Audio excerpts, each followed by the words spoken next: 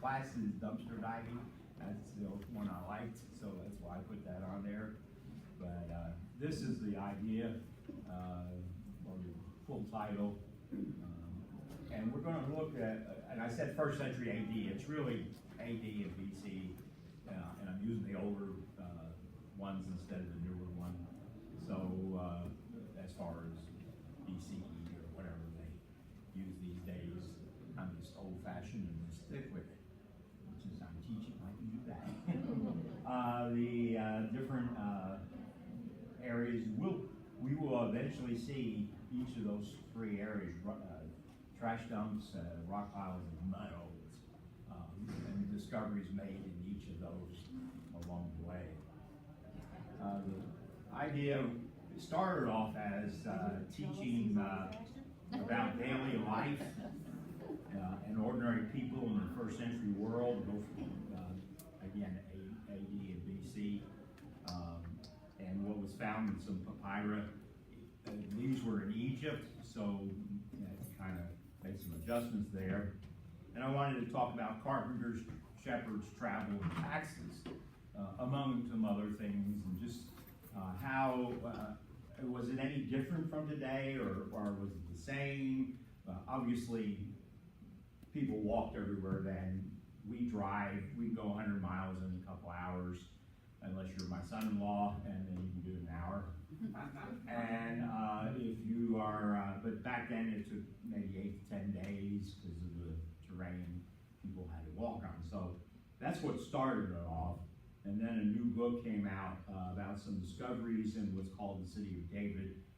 That's going to have to be explained. We'll get to that near the end.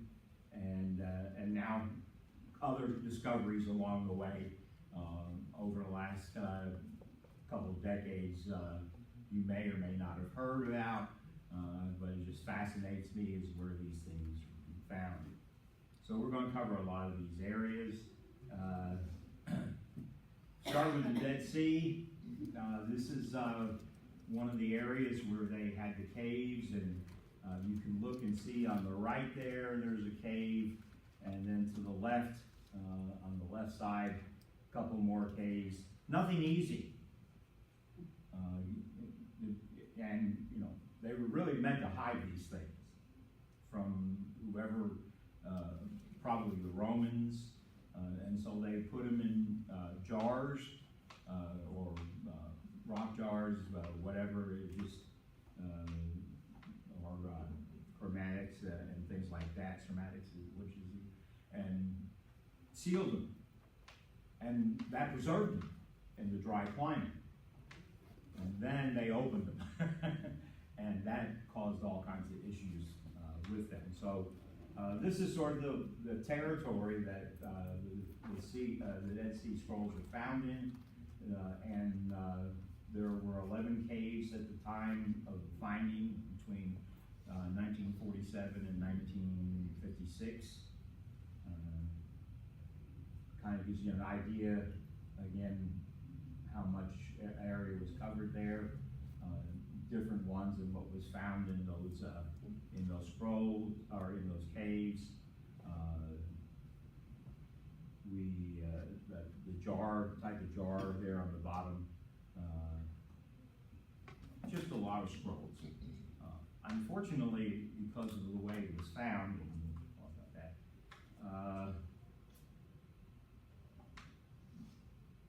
a shepherd boy threw a rock into a cave and heard a crash instead of a thud.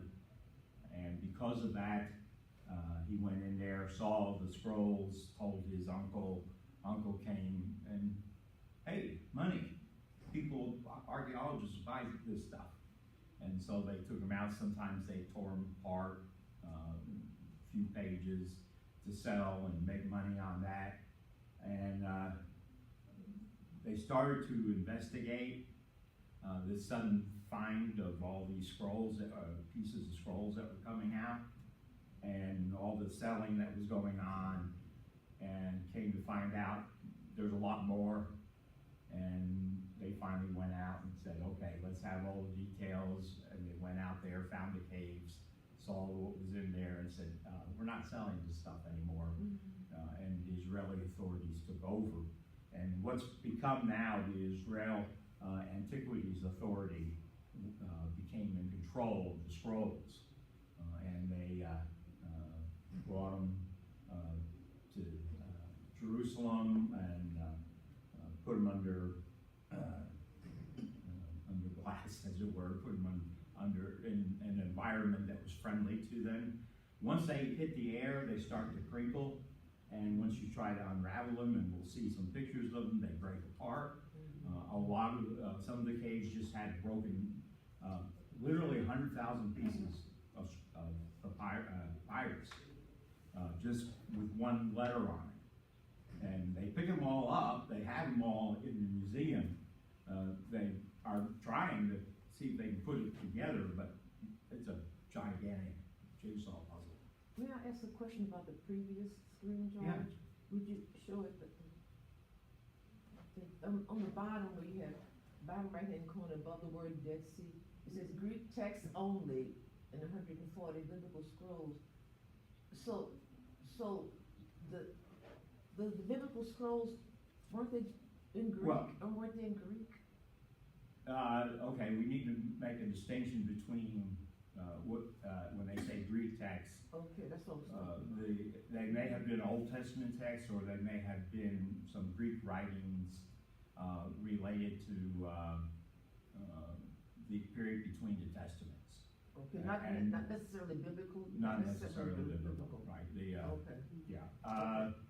Not to get too far ahead of myself, but okay, thank you. No New Testament text or anything about Jesus has been found in the scrolls to date. Okay. So anybody that says, "Oh, the New Testament says in the Dead Sea Scroll," no, it doesn't. They're not there. That information is not available. Don't know. Now it could change. But these people out here in the wilderness, they were Jewish people. They've been there for 100 years. A lot of the things they did was about their own, what they did as a group of people. They were, we would call them monks today. Mostly people who are just gone out and were waiting for the return or the Messiah to come. Sort of like, what was it, last week or the week before? He said that the Lord was coming back.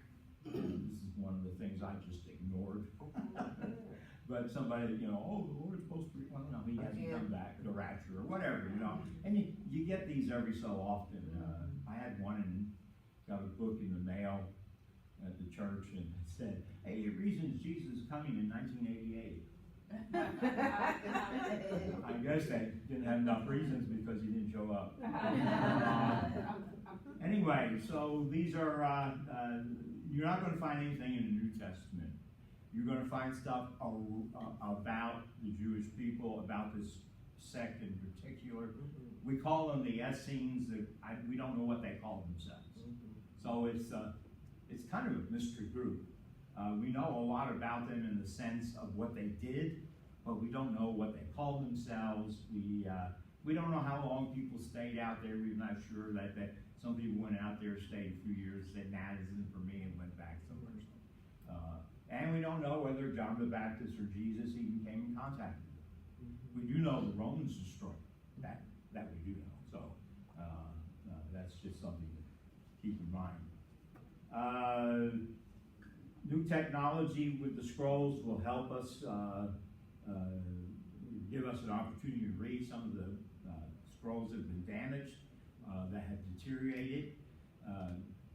Different things we've tried to stop the deterioration. The Jordanians tried to put it on cardboard. That didn't work. The Israelis tried different things, and it still continued. Today, it's in an environmentally neutral location or controlled location, and in that location, they can keep the deterioration from happening. But you can't just walk in and say, "Oh, I want to touch that scroll." No, that doesn't work that way. They're under glass. They're very careful with what they do, and will show the building they're in somewhere along the way. This is what some of them would look like. This can see how they already started deteriorating, how they can't open these scrolls because they just stuff all apart. So what they've done is, with new technology, the University of Kentucky developed a computer program that working with Israel, that they can scan a scroll and then through micro CT scans, 3D X-ray imaging process, all fancy words, way beyond me. They can go through the scroll and then they can print out and roll out in print what's on the scroll. There are some drawbacks to that. Some places they can't read it for the way it is, so tight and things like that. But it's been very beneficial to understanding what's in these scrolls, and makes it very exciting. And then the last point there, K-12 was founded in 2017. All they found there was broken jars, arrowheads, a small seal, and parts of scroll wrappings and straps. So somebody went in there and raided the tomb, raided the cave. Are there more caves? It's an area that's probably going to have some more. New technology is probably going to help find more caves. It's also an area that's prone to earthquakes, and one cave is already gone because of earthquake. I think it's cave 3, and so there are those issues. They also all go back and look at these caves again because, and we'll talk about another set of caves. They went in to take a picture of some writing, and they found some swords in the process. So things get hidden in these caves really well, and archaeologists go back and start looking around and saying, is there something else hidden here? And of course, for an archaeologist, it's a dream. Oh, look, found some swords. This is great. So they're getting really excited about finding them. That's an archaeologist's dream, but it doesn't always happen. I think the interest in Indiana Jones has really helped in a lot of ways to get people to become archaeologists. George probably doesn't have anything to do with arrowheads. Is it more like a Native American arrowhead? Yeah, or I've got some pictures Roman, of them. okay. Yeah, it's Roman, or Jewish, but similar. Okay. I mean, how big it is, the picture probably doesn't tell us, or maybe it does. I've looked at these things so many times that it's all run together now. So there's the scrolls. This is these are some of the famous scrolls. The Isaiah, to just give you an idea, the Isaiah scroll is a complete book of Isaiah. It's 24 feet long. So they rolled it out 24 feet. That's not a small piece of paper. It was discovered, and along with, there were 19 copies of Isaiah in the Dead Sea Scrolls, 5 commentaries on Isaiah. Some of these have traveled around the Middle East through different places due to politics and selling and buying and all kinds of things. But eventually they ended up in in what's called the Shrine Book. We'll show a picture of that in a minute. This scroll is interesting in that it divides Isaiah not at chapters 39 and 40, which if you read commentaries today, that's where they divide it, but at 33 and 34, which is so it's a little different. The temple scroll, 29.5 feet, I think that's the longest one. It's more for the people, the Essenes, how they visualize what the temple should be.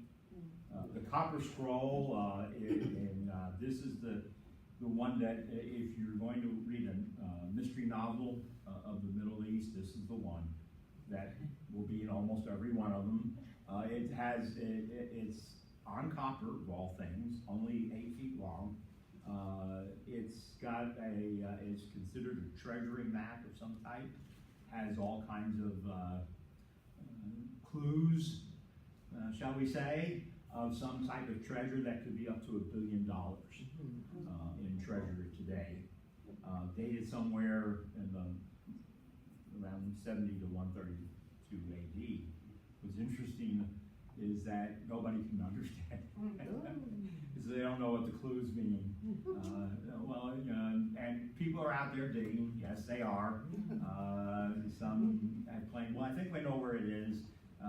Most people say, till you bring it to us, nobody's going to believe you. And amateur archaeology can be fun if you're careful. But there's some running around that say, oh, I found this and I found that. Oh, I got pictures, but you can't see it. We've had pictures of Mount Sinai in Saudi Arabia, but, well, you can't see it very clearly.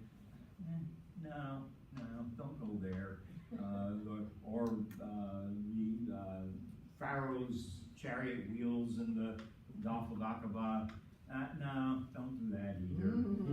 You know, Paul's anchors off in Malta, and the Ark of the Covenant. Oh, I've seen the Ark of the Covenant. No, you haven't. Don't start. Come on, people. So there's a lot of people that want to really push that type of thing to get money, so they go dig some more. But one, you can't go digging around the Temple Mount. Okay, there's some limitations there and some really big problems. So you got to be careful with what these people are saying. And again, I already referenced that there's no direct reference to Jesus or the New Testament. That is the shrine of the book in Israel. I didn't take any put any indoor pictures up, but they're special lighting that highlights the different scrolls, and you go in and look at them. The water is purposely keeps the building cool, so they keep the scrolls conditioned. So that's not just for looks good architecturally wise, hey, that's pretty cool, you have water. No, there's a reason for it, because it gets so hot there that they want to do that. No, these are, again, some of the things that we find in Israel. Feel free to ask questions, by the way. I can go through I have about 200 pictures, so I can do it today and maybe next week, or I can spread it out. So, more questions, better off we'll be.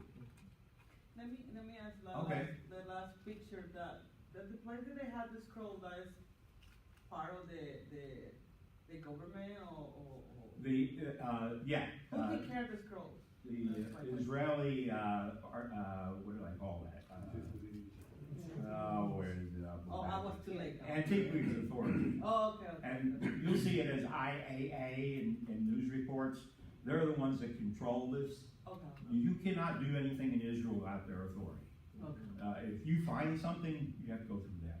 Okay. And they control, they manage everything. Part of the problem that's happened recently is that some people have claimed we have scrolls that we bought, and they've come to find they're not. They're fakes. And this really disturbs the IAA to no end. So, and then they have to go investigate and say, no, these are fakes. So these guys are real picky about what you can do in Israel and what you can claim. And I can't blame them for being that way. Any scroll they find ends up in the shrine of the book, or No, they're scattered around. Today, or the ones that are just they'll Old be Testament. they'll be investigated, and they have their labs in here. So this is where everything is tested, everything is looked at, everything is placed in the proper place, examined. This not something that's going to take days. This takes years for them to look at that, because they want to make sure they get it all right. When they first were discovered, and I thought I had this in here, I may have skipped over it, but when they first were discovered back in 47 to 56, for 40 years, the group that controlled everything wouldn't allow anybody to look at the Dead Sea Scrolls. They were the ones that were going to release the information. They were doing it really slow. Scholars are getting really upset And finally somebody went in there, took pictures and sent them out, put them on the internet and said, and so they finally said, enough is enough. You guys, you're old now, just get out of the way, let's get these things out there so scholars can have fun looking at them and figuring out what's going on. So there's some politics involved in this, and the other thing is that the reason there's fakes, obviously people want to make money, but there's also real ones floating around, probably in private collections because they were in early enough to buy one or a couple and then said, I'm going to keep this in my private collection. And now, you get a lot of trouble having a scroll in a private collection, okay? This is not something, and especially in today's climate, a lot of countries where, Britain and France and Germany went out and brought back all this stuff. If you go to the British Museum, they literally have statues that they brought from Greece. And now everybody wants their stuff back. So the British Museum has a big problem. We want to keep the stuff so people can see it, but the countries like Greece and Egypt and all, we want our stuff back because we want it. It's our stuff. So there's negotiations going on. I know Turkey has something that Israel wants, and because of the situation today, they almost had a deal, now they don't. Jordan has stuff, and there's, of course, there's a battle between who's controlled the Dead Sea area, and so there's all kinds of politics involved in this. So it's not just simply, I found them type of thing. A lot of underlying current going on, and so it does. Just when you hear about some discoveries, make sure that the IAA certainly is involved in it before you go, there's a new discovery, yay! Because they really get angry if it's not. And there's some fakes floating around. This is the cave of letters. This is a whole different group of caves. Further south from the Dead Sea Scrolls, which were at the northern end of the Dead Sea. These are south. And you can see where they are. Nothing's easy to get to. And wait till you see some of the roads. You'll understand why. So again, these have letters. A lot of these are stuff that was found related to about 130 AD. These casual letters they found in the Judean desert relates to the 132 revolt against Rome. They found letters and documents from that period of time. It showed, and you can read the thing there, but showed letters written in Hebrew and Aramaic, and so those are some of the things that they were excited to find in that area. And then there's this Bath Cache or Catch or whatever they call it, a legal documents belonging to this lady who provides insights into the legal and social status of women during this period. She was married to a fellow, he died, she got the inheritance, and then there was some argument with children from another marriage, not so much with her as with some other family members, and she got dragged into the conflict, and so she has some legal documents, and so you look at and read this stuff, and then you come to realize it's not much different from today. They're arguing over this and that, and she became pretty wealthy getting involved with this, but there were again some interesting conflicts and soap opera type of things going on in that period of time. This is the interesting thing here. What happened?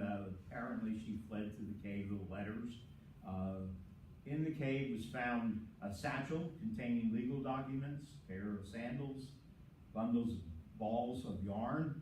Reminds me of someone in my family. Remnant of fine fabric, 2 kerchiefs, a key, 2 key rings, knives, a box, some bowls, a sickle, interesting, and 3 water skins, and 20 skeleton remains. So apparently they got caught. or trapped. All those things that I just read were buried in a hole and covered with rock. So it was covered up, buried, covered up, and whenever these people were killed, whether they were starved to death or whether they were struck down by the Romans, no one knew that they had buried them. And so they just left them there. The skeletons, of course, been there 20 centuries, and people go up there, find it, and these are things that are exciting to archaeologists. Skeletons, yeah, skeletons can tell things for archaeologists, and so that's a pretty exciting thing for them.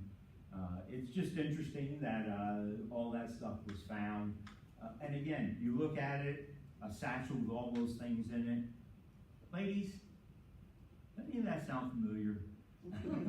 Okay, right? Are they, in some ways, they're not any different from us today. They had the same ideas, and I'll show a picture later, and you, next week or the week after, and you kind of say, oh, really? So things don't change that much. Another thing found there was these 4 Roman swords. They had gone in to take a picture of something else. So they, oh, I'm sorry, I'm looking at the wrong picture. A document was found in library storage. It was misclassified as Greek. They found it, or as, it was misclassified as Nabatean, which is on the other side of the Dead Sea. And somebody started reading it and said, wait a minute, this isn't Nabatean, this is Greek. And so they looked at it. It was some charges against 2 fellows named Gadolius and Solus, charged with forgery, tax evasion, fraudulent sale and release of slaves in the Roman provinces of Judea and Arabia.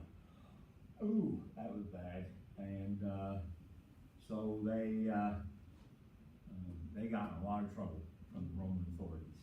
And they were tried. This is a proceedings against them. Now, we don't know exactly what happened to them, but those were not things you should be doing in Rome, especially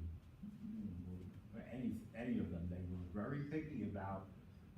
I know we talk about slavery in Rome. It had all kinds. Some of it was brutal, but some of it was very tame or very carefully regulated.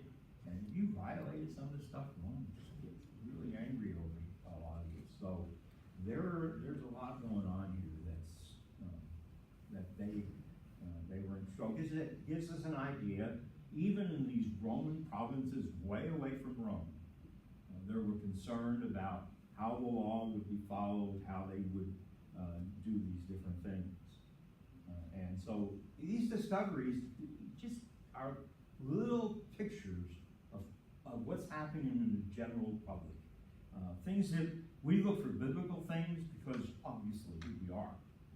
But there's a lot going on around it. So when you go through, like reading the Gospels or reading about Paul and his travels, and you wonder, why did they do these things?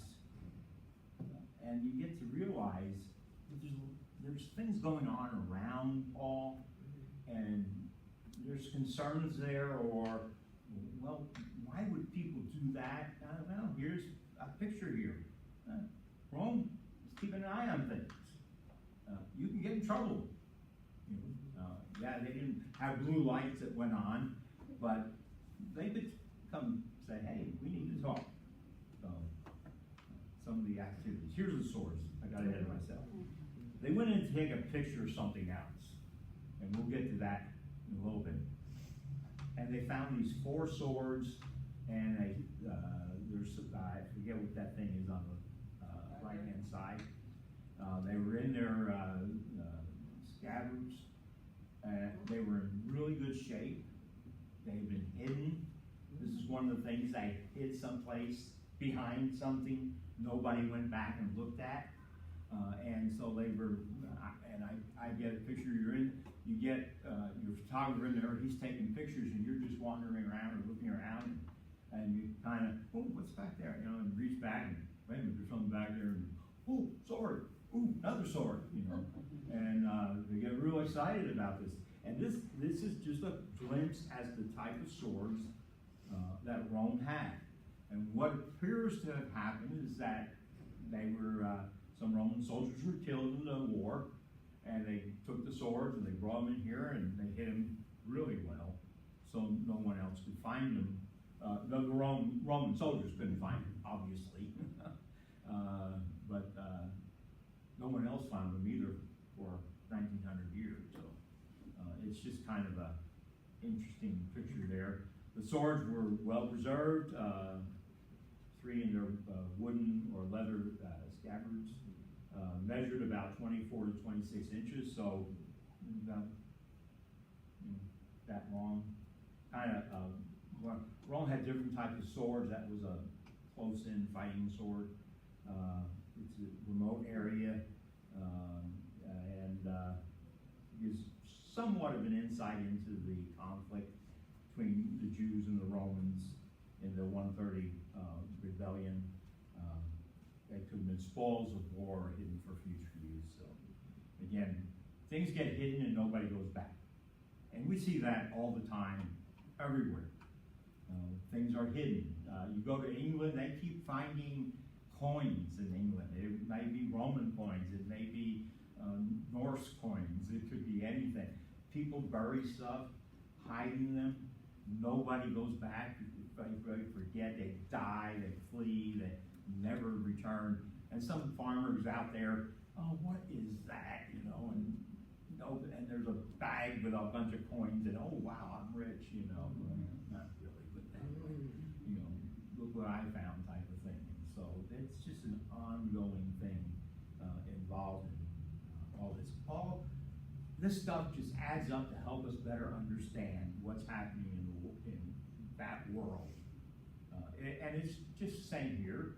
The more we understand cultures, Native American, Hispanic, slave culture, more things you understand, the better we understand the time around there and what was going on. This is what they came to take a picture of. I have looked at that thing very carefully. I have no idea where the writing is on there, but somewhere in there is some writing. And they wanted to it's painted on there. And this is a stalactite. So they wanted to get it before it just fades away.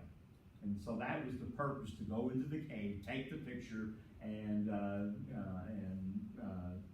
then try to do something with the writing. And again, with modern technology, cameras are a lot better, can see things a little bit better. Whether they could see any more than that, here's what they found. That's Abba of Ibraya, or however you say that, has perished. Somebody's died. And that's the only, they read that, and then the other words are on us, he took, and the. So that was the extent of what they could read. Whoever the guy was or gal, don't know. It was known. Again, you can find things, and 50 years later, you have the technology to go deal with it. It just takes time. If you can't take you go in there and take a picture with a regular, like a, what was the old camera? You know, handheld Kodak camera, you know, and you might not get anything out of it. And then you go up to a Nikon in the 70s and you take a picture, and you still didn't get anything. Now we have digital cameras that can kind of really focus in on things, and the technology's there, and you get a decent picture. Oh, I can now read something there, whatever it may be. So it was written in ancient Hebrew script. That helps. First Temple period, which would suggest it's a little older than the 1st century. Actually, a lot older than the 1st century, probably around 600 BC. So anyway, that's one of them. Okay, get to have my little fun here with the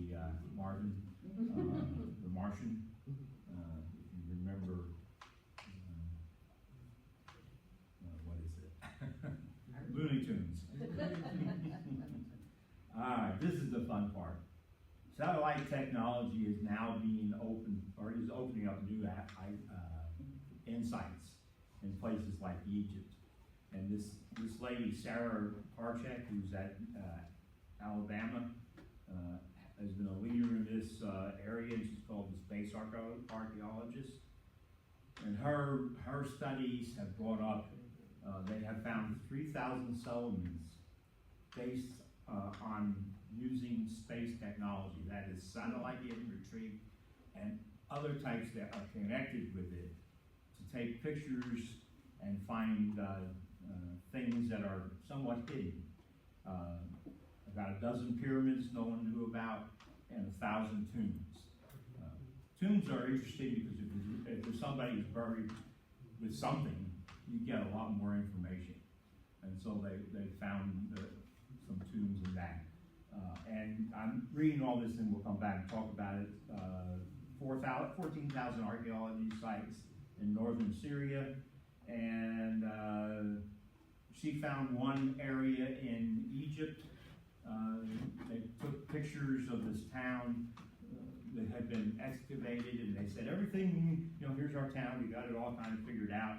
And she took a broader picture and said, oops, there's more over to your other side. And they went over there, and they actually found that the town was twice the size it was. They didn't realize it because it had been covered with sand. They didn't there was no connection to the original, and so they didn't go any further. Well, the space technology, the satellite technology found this, and that's really exciting. So now they have more work to do. And archaeology today is a long, slow process. It's not Indiana Jones style. Okay, you gotta dig, and you have to record, you have to mark, you record everything that's found, you take pictures, digging. People have literally worked 20 to 30 years looking for stuff, digging for stuff. If you go down to Guatemala or Mexico, same thing there. They have pictures of jungle, and it goes like this, and they take their satellite technology and go through that, or some other, drone technology. They go across all these areas.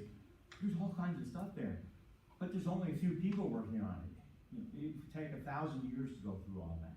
Finding roads, finding buildings, finding stuff that's written, lifting up rocks that are a couple of tons to flip over to see if there's any indication of something drawn on it, which has been the case in a number of places. So this is it's an amazing field, but it's a time-consuming thing.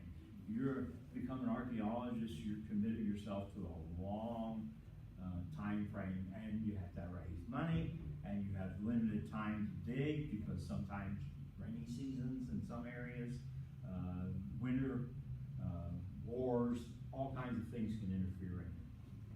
So this technology does help in that sense, in that it's opening up areas where things have not been opened up before, and it gives opportunity to some people in those areas to say, oh, we can go look some more and see what's there. Go ahead. Isn't it, was it this year or last year, maybe last year, where they did the satellite thing, they found something underneath the Great Pyramid? They're trying that. Yeah. I was watching a program this week. I don't think he used satellite. He may have, but he found something, and he said they can't dig there. It was, they think it's a cave, so he had to go. They went where the water was and found a cave that they could come in underneath without digging. Oh. And the crew swam and worked their way through the cave and found some stuff. So they built an underworld type of thing. This is to the underworld. They built the pyramid. They didn't call them pyramids in Mexico, but whatever. They built it over that cave in order to, for whatever purpose that culture had at that time. And you look at the Incas, and you look at the Aztecs and the Mayans, and just what they did. I mean, these people did, it staggers the imagination of what they did in the time that, the 1,000 years that they were around. It's just amazing. But yeah, it's people, they're using that type of technology, all kinds of technology to find stuff. And then, Yeah, it always amazes me that even like you go to Washington DC and they've got these massive buildings built out of heavy, heavy stone, and you're going, how did they build this back in the Yeah. 1800s? Well, then you go back to the pyramids and the stuff like that, and you're like, how? yeah, you wonder. And they try to figure out how they move big stones and, okay. It was obviously slave labor, but there were a lot of things involved. We can kind of understand maybe the base, but I mean, the pinnacle. Oh, yeah. You know, it's How do you get a heavy, Yeah. multi-ton stone on top of the pyramid? Without a crane, yeah. So, But they just placed it on precisely, yeah, and that's the other thing. yeah, the precision, how they So, placed. these people were not dumb, and I think, sometimes we get a little arrogant about, how these people were, but even the workmen, they couldn't just go out there and just throw stuff on there. They had to know how to do it. They had to know how to measure. So they weren't that, we say, well, they didn't know how to read or write. Are you sure? They could measure things. So these are some of the things that they're using today. LiDAR, light detection and ranging, ground penetrating radar, 3D mapping, hyperspectral cameras, drone technology. And one of our shows that we watch is Josh Gates. He often has this material. If you have the Discovery Channel, you can find his Expedition Unknown. Oh, yes. He's an amateur, but at least he's reasonable. And obviously it's a show, so he kind of makes it a little, we may find, it gets a little carried away. For the most part, they don't ever find anything. But a few times they found, they find coins, but a few times he's found some. Well, there's one we'll talk about that he was involved in. Okay, back to the dumps. This happened in Egypt. This is an indication, this is papyrus. Papyrus was popular in Egypt, but this is what happens when it's exposed. It tears apart. It crinkles, it crumbles. And so you lose a lot if you're not careful. And so this is one of the things that was found in this garbage dump. This is the first book I read on this in doing this class. And I found this interesting and I think important. One of the difficulties of studying all this stuff is the lack of interdisciplinary communication. That is, people don't communicate between, like, historians, archaeologists, people who study papyri, and theologians. They just do their own thing. And she was complaining about this. We need to talk to one another because there's a lot going on and we need to know each other, which makes sense. I know we don't do that a lot. Our big complaint in the last couple of decades was that the FBI didn't talk to the CIA, so the thing that is happening in scholarship, and she just really hammered this home. And we as scholars, we as people who study these things, need to talk to each other because there's things we can find out and be helpful to one another. And so I don't know whether that's going to. This is a new book, so I don't know how well that has changed, but whether she got any positive response from that. So anyway, that's one of the things. This is the name of the place is that obviously whatever Greek and Roman settlement in Middle Egypt. Thousands of records were found, purchase agreements, marriage contracts, private letters, and wills, and you kind of give an indication of what it looked like. Another Greek there, again in Egypt. This is where it was located. You can see Alexandria up on the left-hand side, Cairo in the middle, and then this place down there. It was a garbage dump. but had been out in the desert, near a river, but out in the desert. They went out there, started looking. They found a ton of garbage, but the problem was that it had been piled up over centuries. So the top 20% was recoverable. The bottom 80% was destroyed. And so a lot of things were lost in that, but a lot of things were found. And so here's some of the things that were found. Public and private documents, codes, edicts, registers, official correspondence, census returns, tax assessments, petitions, court records, sales, leases, wills, bills, accounts, inventories, horoscopes, and private letters. Wow. And that just sounds like today. Yes. You know, I mean, well, we're more in computer age, so all our stuff's online. But, 50 years ago, that would be, we'd have piles of paper. So it's not anything unusual to be found in that area. They found 5,000 documents and the 400 and 500,000 pieces, and again, broken pieces and things like that. It will take them years to read this. Again, not everybody reads it. Not everybody reads Greek. There's a lot of Greek readers, but you gotta first be paid to do it. You gotta have the time to do it. And scholars don't always have time to do everything. There's a British scholar, Peter Williams. He speaks about 12 different languages. They love to have him come and read their material, but he teaches. Somebody's got that responsibility. He's got to be paid. He's got to live, and so he can't just walk away and look at things. And so he's got to, it takes time and money to do all this stuff.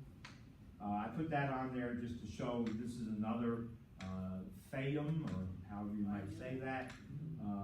Again, located a little further north than the other one, closer to the Nile River. And the reason I put this in there, they did find some things there. Here's some things they did find that are important for us. Fragments of Matthew 1, fragments of John 1 and John 20, and fragments of Romans 8 and 9. Now the dating of it is what's important.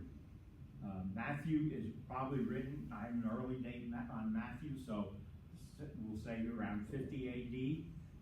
So it's only about 125 years since Matthew wrote. John wrote at the end of the first century, so we'll say 95. So it's just about 100 years after John wrote. And Paul wrote around 55, 60 AD. So less than 100 years from the time Paul wrote. These letters were already started in circulation. They were sending these things here in Egypt. They were sending these things out.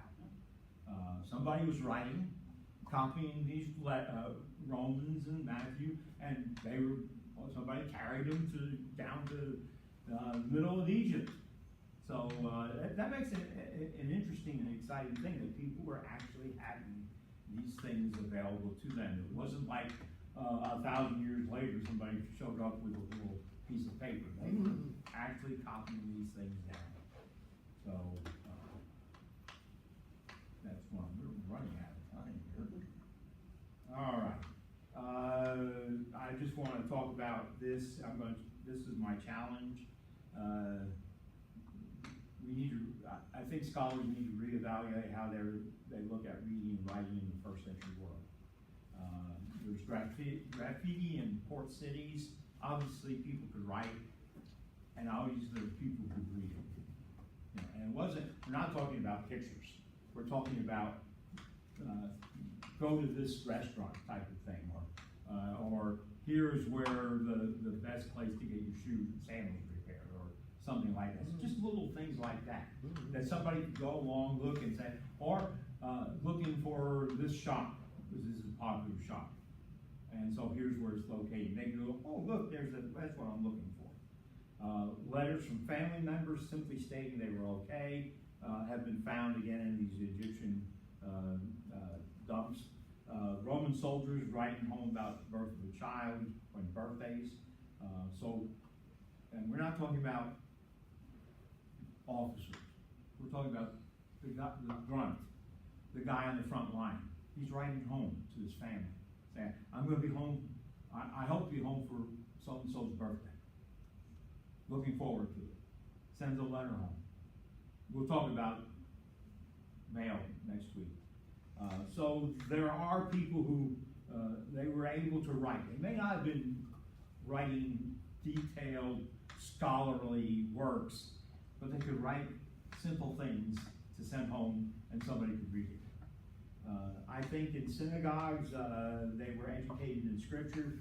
Obviously, both boys and girls under 12, under 13 were taught in those places. Some who excelled were given more instruction. Some went into their father's business after age 12 or 13, and others became scribes. So that's how we got scribes in the Jewish world. They excelled in their ability to read and to write, and so they got hired for training to become scribes. And so when you read the Gospels about scribes, that's where they came from, the synagogue. they actually learned to do that in that time.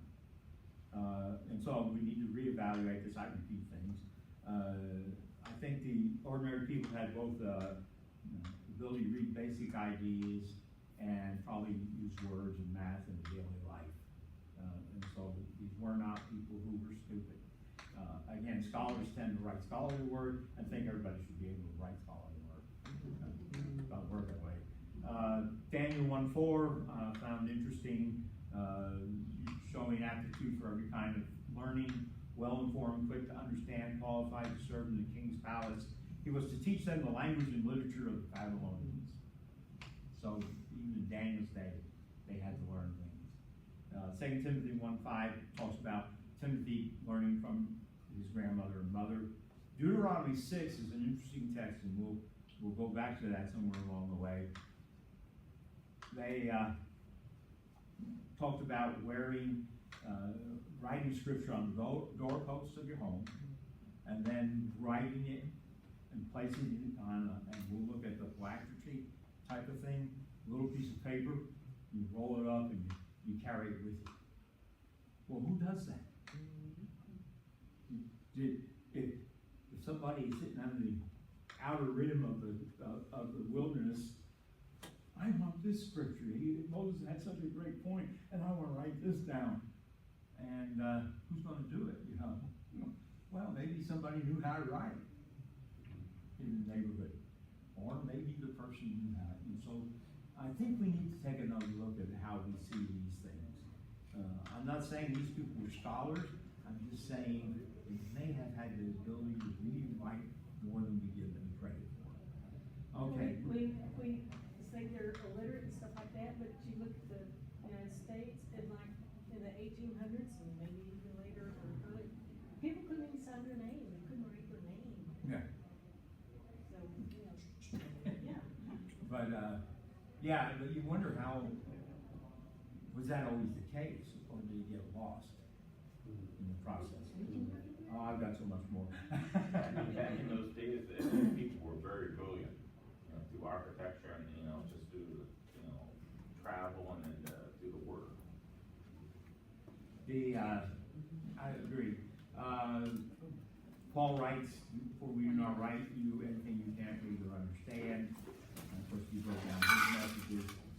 And just to wrap this up, the sign on the cross, again, Aramaic, Latin, and Greek. But I met a father and daughter in Petra from Estonia. And so Estonia is a Baltic state. She spoke her native language, which is a type of Finnish, English very well, German, and some Russian.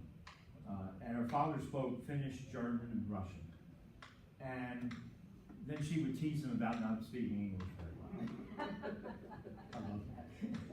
But, that's people living in such areas, they learn to speak what's around them. And to communicate. And that's the world that we see in the first century. It wasn't just my little part of the country. I had to communicate with Romans, and I had to communicate with people who spoke Greek, and Aramaic and the Hebrew in the temple service, and so there are a lot of things going on. We'll end it there. Let's have a prayer. Thank you, Father, for today, and thank you for your blessings. May we learn and understand and give you glory. In Jesus' name, amen. Amen.